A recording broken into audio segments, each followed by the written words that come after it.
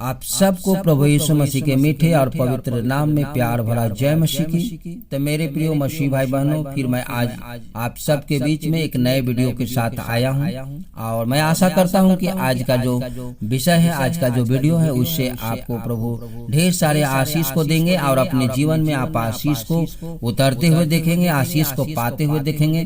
तो मेरे प्रिय, मैं आप सबसे विनती करता हूँ, निवेदन करता हूँ कि आप इस वीडियो को पूरा देखें, लास्ट तक देखें, ताकि आज का जो इम्पोर्टेंट विषय है, जो जरूरी बातें हैं, उस बातों को आप जान सके और अपने जीवन में लागू कर सके और आप प्रभु को आशीष को भरपूरी से पा सके। तो मेरे प्रियो, आज मैं वो बातों को प्रार्थना के बारे में बताने जा रहा हूँ। आज प्रार्थना के बारे में वो बातों को बताने जा रहा हूँ जो मेरे प्रियो मसीह भाई बहनों, जो आज तक आपने सुना शायद नहीं होगा। अगर सुना भी होगा तो उसे आप अपने दिल से नहीं लगाए होंगे। तो मेरे प्रियो, प्रार्थना न करने वाले जो आलस्य करते हैं, प्रार्थना नहीं करते हैं, आज उनके लिए मैं ये वीडियो को बनाया हूँ ताकि ये वीडियो को देखें और परमेश्वर के वचन से सीखें कि अगर प्रार्थना नहीं करते हैं तो हम किस प्रकार से अपने आप को धोखा देते हैं और परमेश्वर पिता ने क्या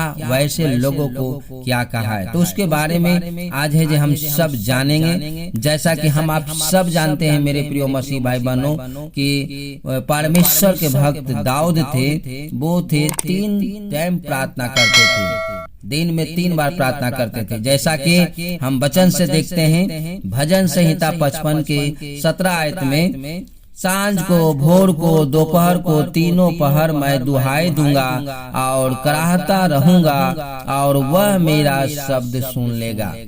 सो मेरे प्रिय मसीह भाई बहनों, वो परमेश्वर के जो भक्त दाऊद थे, वो 3 समय, वो 3 टाइम है जो प्रार्थना करते थे। सांझ को, भोर को और दोपहर को, तीनों पहर जे प्रार्थना करते थे और परमेश्वर को दुहाई देते थे और जो भी परमेश्वर से वो कहते थे वो खुदा बाप को सुनते थे और उनकी प्रार्थना को उत्तर देते थे। जैसा कि हम दानियल को भी देखते हैं कि दानियल भी है जे वो है जे गिरगिरा करके परमेश्वर से प्रार्थना करते, जैसा कि हम 6 अध्याय के 10 आयत में पाते हैं। वचन कहता है, जब दानियल को मालूम हुआ कि उस पत्र पर हस्ताक्षर किया गया, तब वह अपने घर में गया जिसके उपरौली कोठरी की खिड़की यरूशलेम की ओर खुली रहती थी और अपनी रीति के अनुसार जैसा वह दिन में 3 बार अपने परमेश्वर के सामने घुटने टेक कर प्रार्थना और धन्यवाद करता था, वैसा ही तब भी करता रहा। आमीन। मेरे मसीह भाई बहनों, वो अपने रीति बना दिया था कि मैं 3 बार है जो परमेश्वर से दिन में 3 बार प्रार्थना करूंगा और वो घुटने टेक कर करके और गिरगिरा करके वो है जो परमेश्वर से प्रार्थना करता था। जैसा कि मेरे प्रियो, हम सब जानते हैं कि अगर हम प्रार्थना नहीं करते हैं, अगर प्रार्थना का जीवन मेरे लाइफ में नहीं है तो शैतान सबसे पहला अटैक करता है आपका प्रेयर लाइफ पे। जी हाँ मेरे प्रिय दोस्तों, मेरे प्रिय मसीह भाई बहनों, अगर आप प्रार्थना का जीवन नहीं जी रहे हो तो आपके सबसे पहला शैतान अटैक करेगा।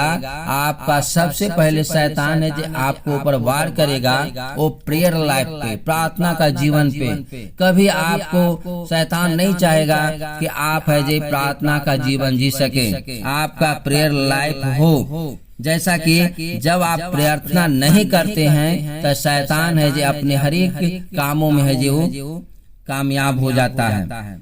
प्रार्थना मसीही जीवन का महत्वपूर्ण भाग है मेरे मसीही भाई बहनों।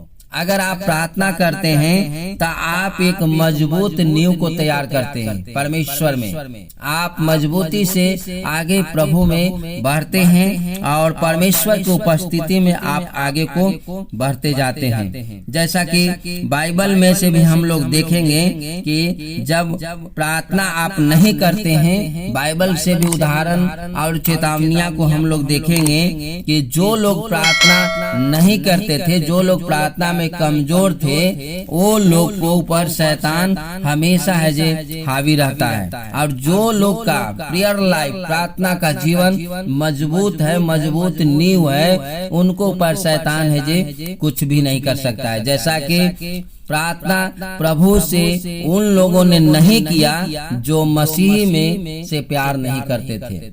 जी हाँ मेरे प्रियो मसीह भाई बहनों, आज आप सही सुन रहे हैं कि प्रार्थना वो लोग नहीं करते हैं जो खुदा से प्यार नहीं करते हैं, जो परमेश्वर से प्यार नहीं करते हैं। दोस्तों, कभी आपने क्या सोचा है कि जब हम प्रार्थना नहीं करते हैं तो हम दर्शाते हैं कि हम परमेश्वर से प्यार नहीं करते हैं, हम उनकी इच्छा पे नहीं चलते हैं। जैसा कि हम आपका प्रार्थना का जीवन है वो है जो महत्वपूर्ण है। जैसा कि मैंने आज 3 बातों को आज आप सबके बीच में ध्यान केंद्रित करूंगा, जो आप तीनों बातों पे आप ध्यान को केंद्रित करेंगे। अगर आप प्रार्थना नहीं करते हैं तो नंबर 1 ये दर्शाते हैं कि प्रभु मुझे आपकी इच्छा नहीं है, खुदा मुझे आपकी चाहत नहीं है। ये अपने आप से दर्शाते हैं कि प्रभु मुझे आपकी इच्छा नहीं है। अगर ऐसे अपने आप को दर्शाते हैं मेरे प्रियो, तो प्रभु का उपस्थिति कैसे आएगा आपका जीवन में। नंबर दूसरा क्या है, प्रभु मुझे अब तुम्हारी बिल्कुल जरूरत नहीं है। ऐसे अगर हम प्रार्थना का जीवन नहीं जीते हैं, प्रार्थना नहीं करते हैं, खुदा के सामने हम घुटने नहीं टेकते हैं, उनको धन्यवाद नहीं करते हैं, तो दूसरी बात है कि मैं दर्शाता हूँ, आप दर्शाते हैं कि प्रभु मुझे अब तुम्हारी बिल्कुल जरूरत नहीं है। मैं खुद को अपने आप को संभाल सकता हूँ, खुद को मैं अपने आप से आगे चल सकता हूँ। तीसरी बात है, जब प्रार्थना आप नहीं करते हैं मेरे प्रियो, तो आप दर्शाते हैं कि मैं अपना आत्मिक युद्ध खुद लड़ सकता हूँ, खुदा तेरे बिना विजय हो सकता हूँ। मेरे प्रियो, ऐसा जब हम प्रार्थना नहीं करते हैं तब मेरे जीवन में, आपका जीवन में ऐसी बातों को दर्शाते हैं, क्योंकि प्रेयर लाइफ जो होता है वो परमेश्वर को आदर देना, परमेश्वर की उपस्थिति में बैठना, उनको धन्यवाद करना, उनको पुकारना और उनकी इच्छा को जानना। जब हम अपने आप को, जब हम प्रार्थना नहीं उनके साथ बैठते हैं तो हम अपने आप को, अपनी इच्छा को जब उनको नहीं दर्शाते हैं तो उनकी इच्छा को कैसे जान सकते हैं। इसलिए मेरे प्रिय मसीह भाई बहनों, जब ये तीनों बातों को हम दर्शाते हैं, मैं शैतान को तेरे बिना हरा सकता हूँ। और अपने आप को, ये हम अपने आप को ये भी सोच लेते हैं कि मैं अपने आप आत्मिक युद्ध लड़ सकता हूँ, खुदा तेरे बिना विजय हो सकता हूँ, खुदा मैं तेरे बिना शैतान को हरा सकता हूँ। अगर हमारा आपका प्रेयर लाइफ नहीं है तो, अगर प्रभु से प्रार्थना नहीं करते हैं तो, जैसा कि बाइबल वचन कहती है, हमारा युद्ध लहू और मांस से नहीं, शैतान की वो ताकतों से है।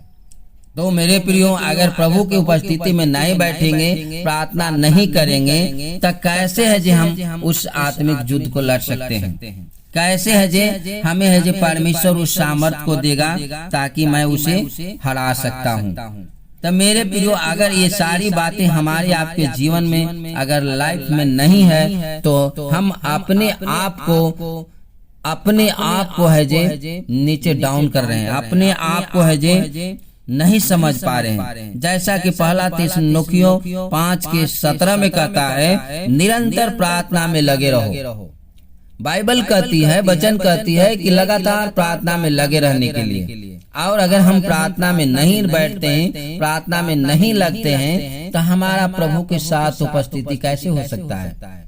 उनकी इच्छा को कैसे जान सकते हैं? तो मेरे प्रियो, अगर अब तक आपने प्रार्थना का जो प्रेयर लाइफ आपने छोड़ दिया है, प्रार्थना करना छोड़ दिया है, तो आज ही से, इसी समय से आप प्रार्थना को, नींव को मजबूत करें, ताकि परमेश्वर की हर एक इच्छा को आप अनुभव कर सके, जान सके, और परमेश्वर आपकी इच्छा को जान सके और आपको ढेर सारे आशीष दे सके।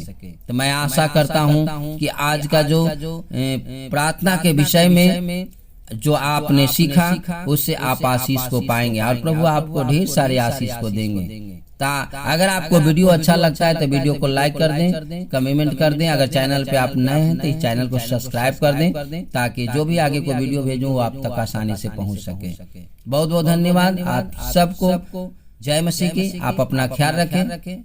God bless you.